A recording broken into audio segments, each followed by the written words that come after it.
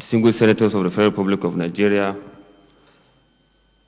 I am deeply honored and privileged to stand here before you as the pioneer operative and a presidential nominee for the office of the Chairman, Economic and Financial Crimes Commission, for the purpose of screening to that office sequel to my nomination by His Excellency, the President and Commander-in-Chief of the Armed Forces of the Federal Republic of Nigeria, His Excellency, President Muhammadu Buhari, GCFR. Mr. President, distinguished senators, let me start again by thanking the President of the Federal Republic of Nigeria for finding me competent and deserving as the Chairman of the Economic and Financial Crimes Commission, and to also assure him, and indeed Nigerians, that the confidence he has on me will be proven beyond doubt at the end of my term in office. Mr. President, distinguished senators, my name is Abdul Rashid Bawa. I'm a 40-year-old Nigerian, a public servant, and a detective of the Economic and Financial Crimes Commission, with all the powers, privileges, and immunities of a police officer as enshrined in the EFCC Act. Mr. President, distinguished senators, I hold a bachelor's degree in economics some 20 years ago, and I also have a master's degree in international affairs and diplomacy, both of which I obtained from Usmanu Danfodio University, Sokoto. Mr. President, distinguished senators, I'm a certified fraud examiner from the prestigious American-based Association of Certified Fraud Examiners, which is the largest anti-fraud organization in the world, with over 85,000 members and members drawn from over 140 countries. I'm also a certified anti-money laundering specialist, which is also an American-based association that dedicates itself in enhancing the capacity of financial crime fighters around the world. Mr. President, I've also been trained by the Federal Bureau of Investigation and also the National Crime Agency of the United States and United Kingdom, respectively. United Nations Office of Drug and Crime are also an organization that trained me, the KPMG, the World Bank. Locally here in Nigeria, I've been trained by the Nigeria Police, the Department of State Security Service, and of course, the Economic and Financial Crimes Commission. Mr. President, my first and only job in my young and youthful life is with the Economic and Financial Crimes Commission, which I joined 16 years ago as part of the then drive of recruitment and training of EFCC's homegrown investigators. I joined the EFCC in 2004, and together with other 116 Nigerians, we were trained in the art of law enforcement and financial crime investigation.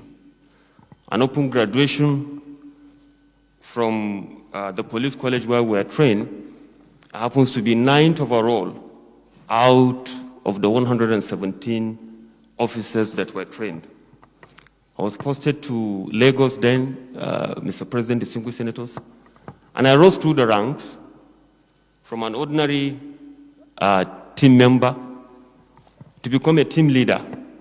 It is on record in EFCC that I happen to be the first regular staff of the EFCC to be appointed a team leader in the midst of all police officers that have dominated the scene of operations. I became a sectional head, and I also became a zonal head. And by way of emphasis, Mr. President, distinguished senators, I'm humbled to say also that I happen to be, as at today, the only EFCC officer to have headed 3 different zones. I was first appointed a zonal head of EFCC in Ibadan, and after my service there, I was transferred to Port Harcourt as the zonal head, and currently before this noble nomination of me to the office of the executive chairman of EFCC, I'm heading the biggest and the largest operational base of the EFCC in Lagos, where I supervised 604 officers and men of the EFCC, including, of course, supervision of over 8,000 legacy cases and ongoing cases in the Lagos Zonal Office. Last year alone, distinguished senators, despite the incidences of COVID-19 pandemic, as well as the end of SARS protest, which hit the Lagos Zonal Office more than any other zone, we were able to secure over 220 convictions. We also recovered over 10.9 billion, as well as over 1.9 million US dollars at the Lagos Zonal Office. Mr. President, distinguished senators, as I said earlier on, I have been in the EFCC for 16 years. I have participated in several high-profile cases that has taken me around the world. I am versed in the investigation of advanced fee fraud, money laundering, public sector corruption, and other financial crimes-related issues. I have testified in several courts around the country, leading to several convictions and recovery of hundreds of billions of naira. Mr. President, distinguished senators, I'm not only an investigator that investigates and prosecute offenders. Because of my expertise, I'm humbled to state also that I'm also a trainer at the EFCC Academy. As a young man coming out of college, I was pinpointed and I was assigned, among other officers, to be part of the training of the course that is immediately after us, which is course 2. I've also participated in the training of course 3, course 4, as course 5. Most recently, I was heading the capacity development division of the EFCC Academy, where I was in charge with development of curriculum for the betterment of our officers. Mr. President, distinguished senators, I wish to state here that in all my career at the EFCC, the provisions of the Constitution of the Federal Republic of Nigeria, the extant laws of this country, rules and regulations within the EFCC have always and will always guide my actions if confirmed by this hallowed chamber as the next executive chairman of the EFCC. I'm not unmindful of the enormous responsibility before me and my colleagues, but I believe we are up to the task. And I also believe that we will not fix the blame of the past. We will accept our own responsibility for the future. The fear of God, national interest, patriotism in us, and the fact that we are young men, the future of this country is with us, are the driving force that will ensure that come what may, at the end of my tenure, I will leave the EFCC a better place. Mr. President, distinguished senators, permit me to state here also that the EFCC is apparently the only cosmopolitan agency in Nigeria looking at the composition of the board of the EFCC. You have representation from the Ministry of Finance, from the Ministry of Foreign Affairs, from the Ministry of Justice. You have Comptroller General of Customs, you have Comptroller General of Immigration, you have Comptroller General of Prisons, CBN Governor, Director General of the DSS, Director General of NIA, among others, which makes it very easy for me, if confirmed by this hallowed chamber, to be able to relate with other security agencies in this country for the purpose of achieving the mandate of this government of ridding this country of all forms of corruption as well as economic and financial crimes. And to our strategic partners around the world, particularly in the United States of America, United Kingdom, South Africa, etc., I intend to work with them closely, sharing information and intelligence in order to attain our mutual objectives as well as our independent objectives as well. But paramount of which is close to my heart is the fact that we need to repatriate all our stolen assets for the benefit and the betterment of all Nigerians here at home. Mr. President, distinguished senators,